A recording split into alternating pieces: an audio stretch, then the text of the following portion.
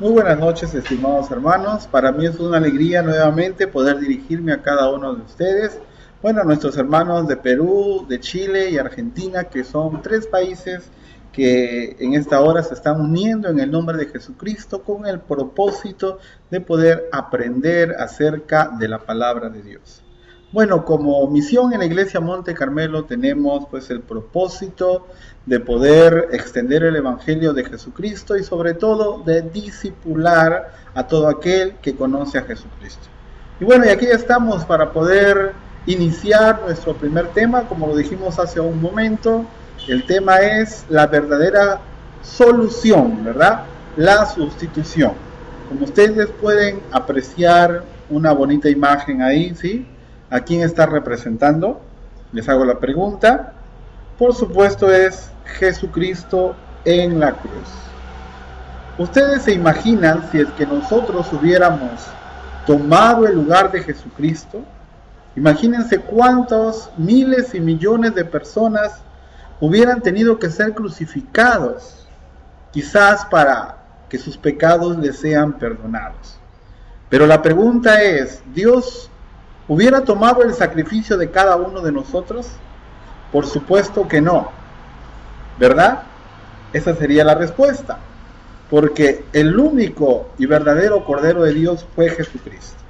Así que el propósito de este tema es explicar el significado de la muerte de Jesucristo en la cruz del Calvario. ¿Qué significa que Jesucristo haya tomado nuestro lugar? Eso es lo que vamos a aprender en esta primera clase. Así que como texto bíblico clave tenemos el libro de San Juan en el capítulo 11, verso 50. Dice así, es importante por favor que cada uno de ustedes tenga su Biblia en mano y de esta manera podamos pues leer todos juntos. Por supuesto yo les voy a presentar en pantalla los diversos citas bíblicas que nos permitirán ser el sustento, ¿sí? Estas citas bíblicas serán el sustento de este estudio básico que estamos llevando en este módulo de consolidación. Y dice así la palabra de Dios: ni pensáis que nos conviene que un hombre muera por el pueblo, y no que toda la nación perezca. Bueno, así dice la palabra de Dios. La condición del hombre muerto en pecado hizo necesaria la intervención de Dios para salvar al hombre. Sabemos que con la muerte de Jesucristo el hombre fue redimido. Pero también sabemos por la palabra de Dios que por causa del pecado de Adán y de Eva, por supuesto, el hombre rompió esa comunión con Dios. Ese pacto de unidad, esa cercanía que había entre Dios y el hombre se rompió a causa del pecado de desobediencia. Y bueno, tuvieron que pasar muchos años, miles de años para que esa comunión o esa condición entre Dios y el hombre nuevamente se restableciera. Y para ello Dios tenía que tener un propósito, ¿verdad? Desde el principio, desde el momento que Dios destituyó a Adán y a Eva del huerto de Getsemaní, pienso que Dios estaba muy triste con esta ruptura de relación, ¿verdad? Así que dentro de su corazón, Dios ya tenía el propósito de restituir la comunión entre Él y el ser humano. Pues para ello era necesario la entrega y la muerte de alguien perfecto, acepto a los ojos de Dios, para que redimiera esta condición entre Dios y el hombre. Bueno, también les invito a ver el video a través del canal de YouTube, que bueno, está en la parte inferior y que yo les estaré enviando por el canal la dirección para que ustedes puedan ver. El video está en inglés, pero las letras están en español, así que diferentes siervos de Dios de bastante reconocimiento espiritual, bueno, dan su punto de vista acerca de lo que es el significado de la muerte de Jesucristo en la cruz. Bien, la diapositiva que les estoy mostrando a continuación se encuentra en el archivo que les estoy enviando también, donde, bueno, ahí está claramente, ¿sí? En una sola hoja, todo el tema, la sustitución que estamos hablando en este momento. Bueno, y este tema se divide en tres partes. La primera parte está con la pregunta, ¿por qué fue necesaria la muerte de Jesucristo? Ustedes se preguntarán, o se harán la misma pregunta, ¿verdad? ¿Por qué fue necesaria la muerte de Jesucristo? ¿Qué responderían ustedes? Quizás podemos decir, ¿no? Era necesaria porque era la única manera de que el hombre y Dios se volvieran a juntar. Era necesaria porque a través de la muerte de Jesucristo, Dios iba a restaurar su comunión con el hombre y por ende el hombre iba a ser salvo, iba a tener entrada nuevamente ante la presencia de Dios, ¿verdad? Y por ende la salvación. Bueno, según nuestro tema, nos da dos alternativas o dos respuestas del por qué fue necesario la muerte de Jesucristo. Número uno, por el pecado del hombre. Vamos a ver qué nos dice la palabra de Dios en Romanos, capítulo 2, verso 3. Y dice así, y piensas esto, oh hombre, tú que juzgas a los que tal hacen y haces lo mismo, ¿tú escaparás del juicio de Dios? Este versículo nos habla claramente que toda persona que hace lo malo, toda persona que está en pecado, sencillamente va a entrar en juicio, va a pagar las consecuencias del pecado. Y sabemos que las consecuencias del pecado es la muerte y nada ni nadie lo puede salvar, solamente Jesucristo. La segunda respuesta es por la naturaleza de Dios, ¿verdad? Entonces, la pregunta es, ¿por qué fue necesaria la muerte de Jesucristo? Entonces es por la naturaleza de Dios, ¿verdad? Porque sabemos que Dios no iba a permitir que esta comunión quedara rota, porque Dios ama tanto al ser humano que estoy seguro que la creación más perfecta o la creación que Dios más ama es el hombre, y lo demostró desde el principio de la fundación del mundo, de cuando Adán y Eva pues ya tenían, vamos a decir, vida. Entonces Dios mostraba su amor constante tanto a Adán como a Eva, ¿verdad? Así que esta muerte de Jesucristo fue necesaria por la misma naturaleza de Dios, porque en Juan 3:16 también nos dice, porque de tal manera amó Dios al mundo que ha dado a Jesucristo, su único Hijo, para que todo aquel que en Él crea no se pierda, sino tenga vida eterna. Dentro de la naturaleza de Dios podemos destacar que la justicia de Dios condena al pecador y demanda para él el castigo que merece la muerte. Ustedes se acuerdan o tienen conocimiento acerca de la ley, ¿verdad? Cuando el pueblo de Israel era juzgado por sus propias acciones, Dios había establecido pues un reglamento, los 10 mandamientos por la cual el pueblo era juzgado. Y si uno de ellos pues violaba alguna de estas leyes, pues definitivamente el castigo que se merecía era la muerte, conforme dice acá. Y bueno, y eso lo vamos a corroborar en esta hora, en el libro de Éxodo 34:7, dice así, que guarda misericordia a millares, que perdona la iniquidad, la rebelión y el pecado, y que en ningún modo tendrá por inocente al malvado, que visita la iniquidad de los padres sobre los hijos y sobre los hijos de los hijos hasta la tercera y cuarta generación. Este era la manera en que todo aquel que cometía pecado en ese tiempo, en el tiempo de la ley, prácticamente tenía sus consecuencias, y no solo en esa generación, sino hasta la cuarta generación. Y así sucede hasta este tiempo, pero solamente para aquellos que todavía no han recibido a Jesucristo como su amado Salvador, ¿verdad?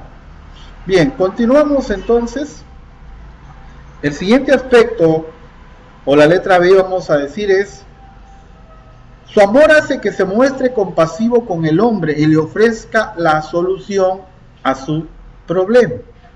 El amor de Dios es tan grande que su compasión con el hombre hace que le muestre la solución a su problema. Definitivamente todo aquel que está en pecado está en un grave problema, ¿verdad? Porque le espera la condenación eterna. Y eso nos dice la palabra de Dios en Romanos capítulo 5, verso 8. Y dice así: mas Dios muestra su amor para con nosotros en que, siendo aún pecadores, Cristo murió por nosotros. Tan grande es el amor de Dios, ¿verdad? Que sin merecernos, ¿quién de nosotros podría morir por alguien que es culpable? Si nosotros sabemos que alguien es culpable en un juicio, definitivamente todos lo señalan, todos le consideran culpable, todos lo desechan. Pero realmente Cristo no mira la condición del ser humano. Todo aquel que viene a Jesucristo, realmente Dios lo limpia, lo perdona y restituye su condición con Dios, ¿verdad? ¿Qué más podemos decir? Esta situación de la mala situación entre Dios y el hombre fue resuelta por Dios mismo. ¿Por qué? Porque Jesucristo ocupa el lugar del pecador. Y ese es el título de nuestro tema, la sustitución, ¿verdad? Jesucristo sustituyó tu lugar, sustituyó mi lugar, sustituyó el lugar de todos los que están en pecados, porque dice la palabra de Dios que no hay justo ni aún uno, ¿verdad? Entonces, Dios resolvió el problema enviando a su Hijo Jesucristo para ocupar tu lugar en la cruz y de esta manera redimirte de pecado. Entonces ya sabemos ahora por qué fue necesaria la muerte de Jesucristo, sencillamente para sustituir tu lugar y redimirnos del pecado y nuevamente establecer una excelente comunión entre Dios y nosotros. Vamos a continuar con la parte 2. ¿Por qué Cristo tuvo que morir en la cruz y no yo? Eso sería la pregunta que está en nuestro tema. Y bueno, y vamos a responder. ¿Por qué Cristo y no yo? El principio de la sustitución tenía que darse de todas maneras. Vamos a leer en el libro de Levítico 5:10 qué sucedía en ese tiempo con el pueblo de Israel. ¿Cómo es que Dios les perdonaba el pecado? En Levítico 5:10 dice: entonces preparará el segundo un holocausto según la ordenanza. Así el sacerdote hará expiación por él, por el pecado que ha cometido, y le será perdonado. ¿Esto qué quiere decir? Que si en la antigüedad los hombres pecaban, tenían que sacrificar un animal perfecto, un animal que no tenía defectos, y el sacerdote era el que hacía la expiación, es decir, el que mataba al animal, el que degollaba al animal, para que esa sangre permitiera por lo menos cubrir, no limpiar, cubrir el pecado de esa persona que se estaba presentando delante de Dios y cuyo sacerdote era el intercesor entre Dios y el hombre que había cometido pecado, y solo de esa manera el pueblo o el hombre era perdonado. Entonces, eso tenía que volverse a repetir, pero de una sola vez y para siempre. Y eso lo hizo Jesucristo, ¿verdad? El Cordero inmolado, que no tuvo mancha, que no tuvo imperfección, ¿verdad? Tuvo que morir en la cruz. ¿Para qué? Para que su sangre expiara, para que su sangre limpiara nuestros pecados y nos redimiera para siempre de la condenación y del castigo eterno, y lógicamente seamos perdonados. No hay perdón de pecados sin derramamiento de sangre. Eso es lo que acabo de explicar hace un momento, y también lo dice el libro de Hebreos 10:1. Dice: La ley es solo una sombra de los bienes venideros, no la presencia misma de estas realidades. Por eso nunca puede, mediante los mismos sacrificios que se ofrecen sin cesar año tras año, hacer perfectos a los que adoran. De otra manera no habrían dejado ya de hacerse sacrificios, pues los que rinden culto purificados de una vez por todas ya no se habrían sentido culpables de pecado. Pero esos sacrificios son un recordatorio anual de los pecados, ya que es imposible que la sangre de los toros y los machos cabríos quite los pecados. Definitivamente lo que hace un momento estaba diciendo, que la sangre, vamos a decir, de estos animales no era capaz de limpiar el corazón del hombre, los pecados, simplemente los cubría. Simplemente, vamos a decir, esto no permitía que quizás el juicio de Dios llegue a estas personas, aunque eran culpables de pecado.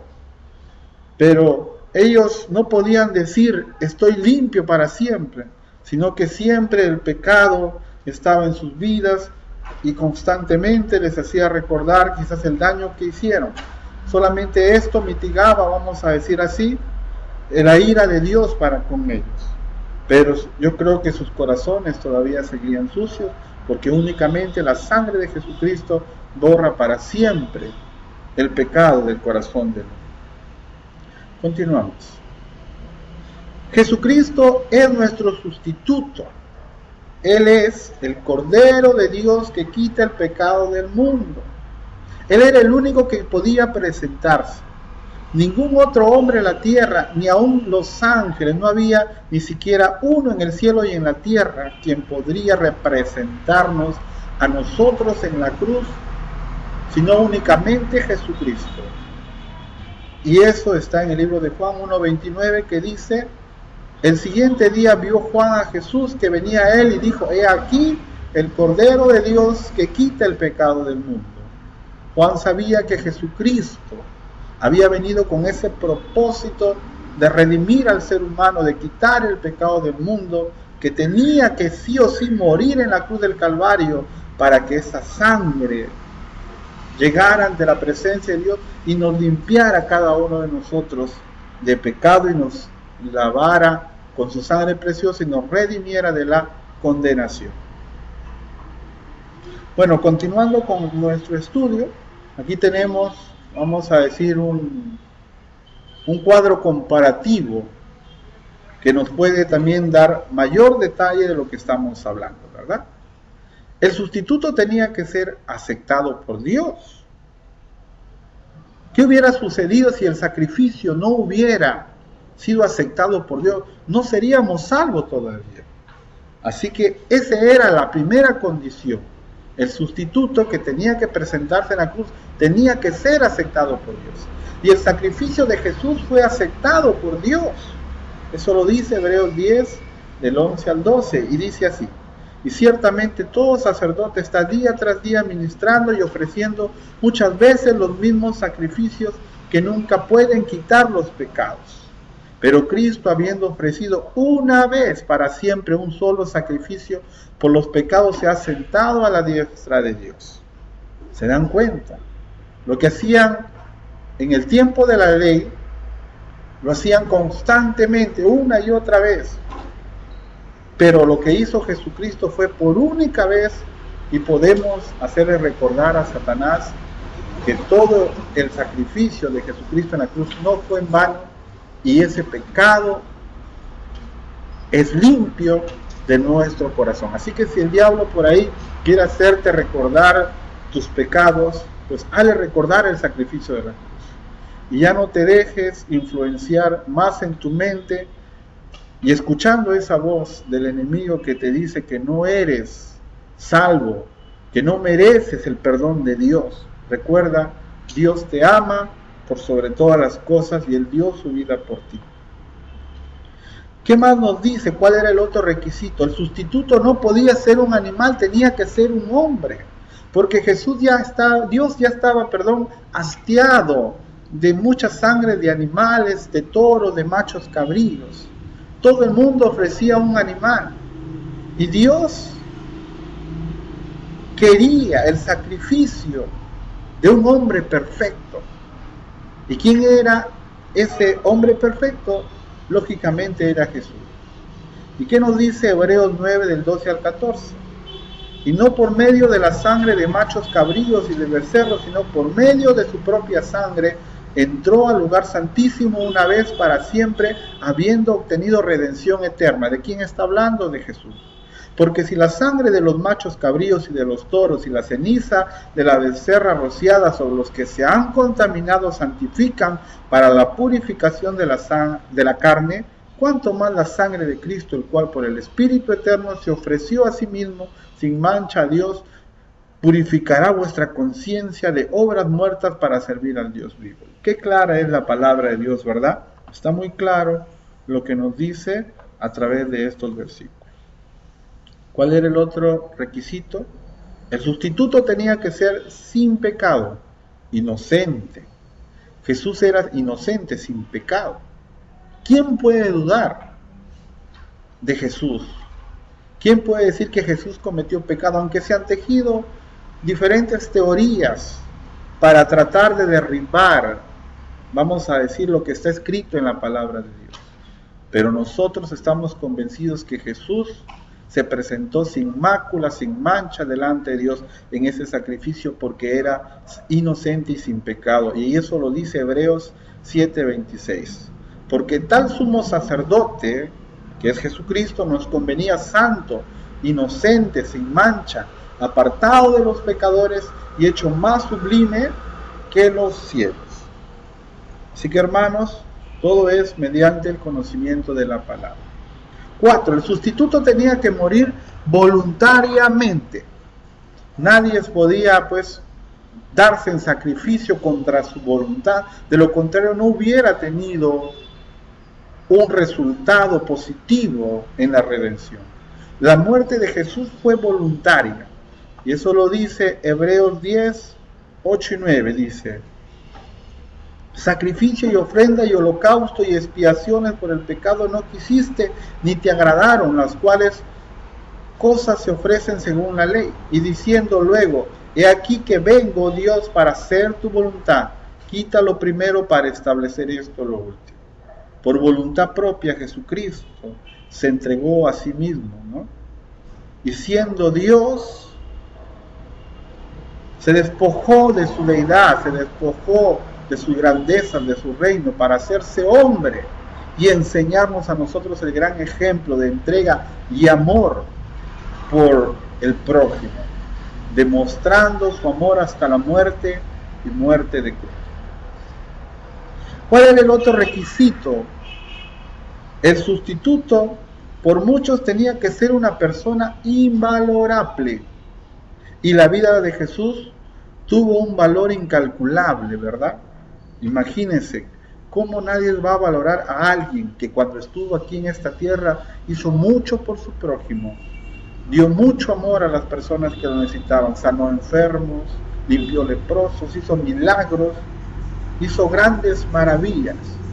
Y con ese valor incalculable que representaba la vida de Jesús para muchos, no le importó, sino que se entregó aún.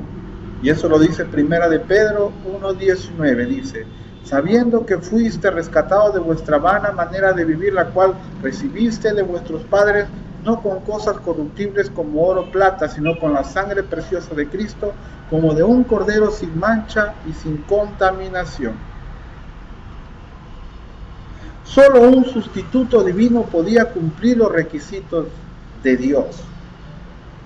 Alguien que venga de arriba, alguien que no tenga pecado. Y sabemos que Cristo era Dios y es Dios y seguirá siendo Dios. Y eso dice Hebreos 1 del 1 al 3. Dios, habiendo hablado muchas veces y de muchas maneras en otros tiempos a los padres por los profetas, en estos posteriores días nos ha hablado por el Hijo, a quien constituyó heredero de todo y por quien asimismo hizo el universo, el cual, siendo el resplandor de su gloria y la imagen misma de su sustancia, y quien sustenta todas las cosas con la palabra de su poder, habiendo efectuado la purificación por nuestros pecados por medio de sí mismo, se sentó a la diestra de la majestad en las alturas. Bueno, hemos entendido por qué Jesucristo necesariamente tuvo que tomar nuestro lugar.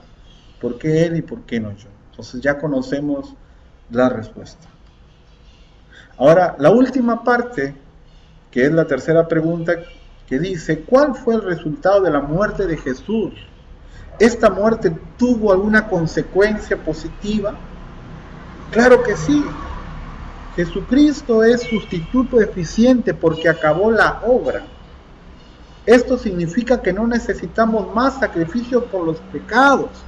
Así que si alguien te dice, ¿no? Como algunas sectas dicen por ahí que es necesario seguir presentando sacrificios a Dios, matando animales, yéndonos al desierto para seguir presentándonos sacrificios para que Dios perdone nuestros pecados, es mentira, porque Jesucristo ya acabó la obra.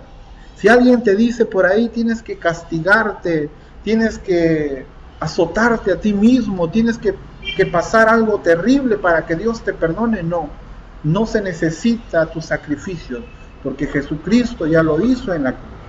Y eso lo dice Juan 19:30, cuando Jesús hubo tomado el vinagre dijo, consumado es decir, se hizo, se terminó, se acabó, se cumplió, y habiendo inclinado la cabeza entregó el Espíritu. Jesucristo lo hizo todo, ya no tenemos por qué hacer ningún sacrificio. Por esta razón es fácil continuar acerca de Dios.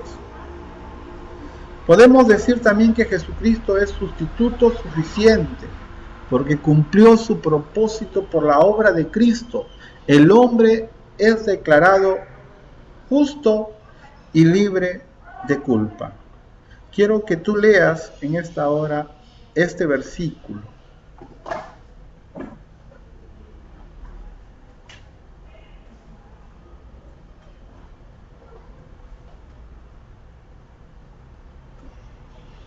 Muy bien, al que no conoció pecado por nosotros lo hizo pecado para que nosotros fuésemos hechos justicia de Dios en él. ¿Te das cuenta? Dios no conoció pecado, pero Él se entregó para que nosotros fuésemos hechos justicia de Dios en Él. Seguimos. Jesucristo es sustituto permanente porque su ministerio sigue. Él está sentado a la diestra de Dios e intercede por nosotros. Él murió en la cruz, hizo el trabajo.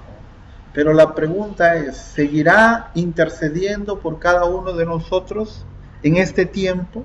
Por supuesto que sí, porque seguimos muchas veces pecando todavía.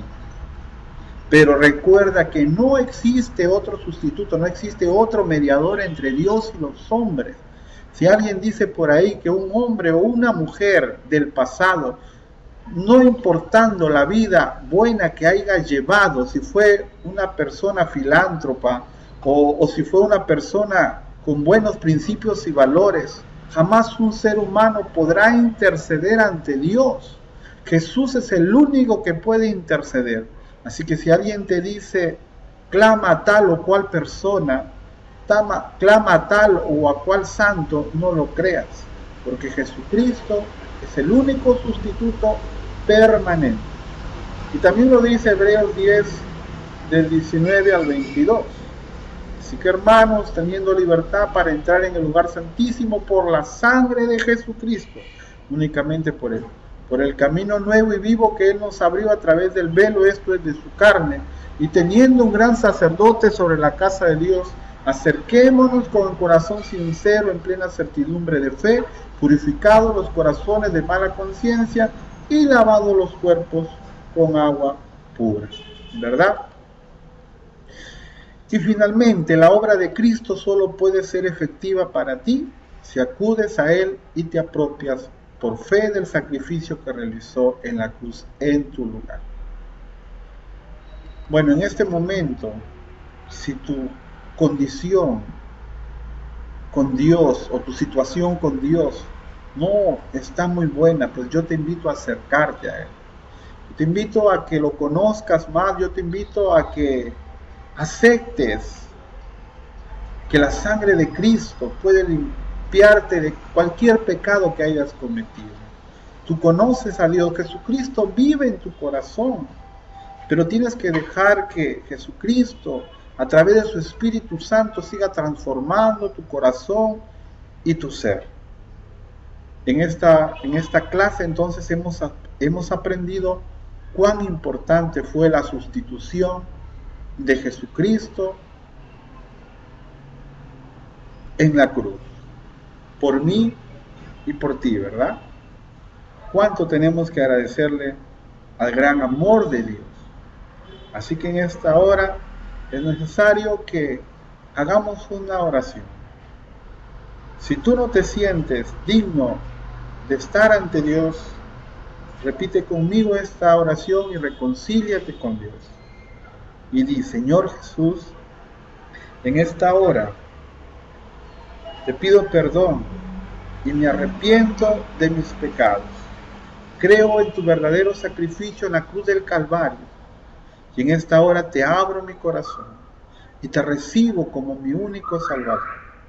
Señor, de aquí en adelante quiero sentirme seguro de estar contigo.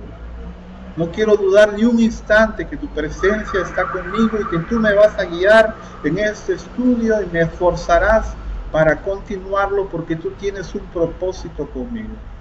Te doy gracias, Dios, por tu perdón, porque sé que me amas así como yo te amo, porque no valgo poco, Señor, sino valgo tu sacrificio, valgo tu sangre, y eso no tiene precio. Te doy gracias, Padre, en el nombre de Jesús. Bien, hermanos, este ha sido un maravilloso estudio. Bueno, simplemente lo hemos querido resumir de esta manera para tratar de enfocarte un poco más en este primer tema. Así que estaremos constantemente conectados para poder ayudarte resolviendo tus preguntas. No te olvides de enviarnos por el mismo canal a través del Facebook el archivo con las respuestas, ¿sí? De esta manera, con tu nombre y apellidos, por supuesto, ¿no? Con tus datos, ¿sí? Para de esta manera llevar un control semanal de tu asistencia al curso virtual de esta escuela de discipulado que la Iglesia Monte Carmelo está realizando por primera vez aquí en Perú, ¿sí? Con ustedes fue entonces su hermano Alejandro Yaye para el mundo entero. Dios les bendiga y conmigo será hasta la próxima semana. Dios os guarde.